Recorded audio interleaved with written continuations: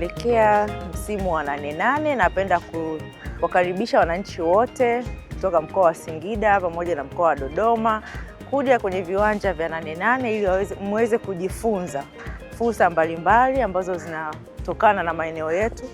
Njooni mjifunze, njooni muone namna bora ya ufugaji, njooni mjifunze namna bora ya kilimo cha kisasa ili muweze kujitengenezea kipato, lakini pia muweze kujifunza namna bora ya kufanya biashara tofauti tofauti na muweze kutengeneza kipato kizuri kwa ajili yenu na vizazi vinavyokuja.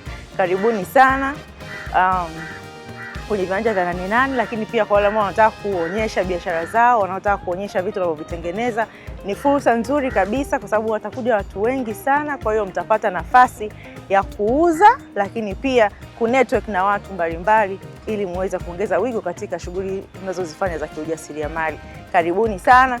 Mimi nitashiriki, ninaamini na wewe utashiriki, mkaribishe na mtu mwingine ashiriki ili kwa pamoja tuweze kunufaika na 88 ya mwaka 2026. Asanteni sana.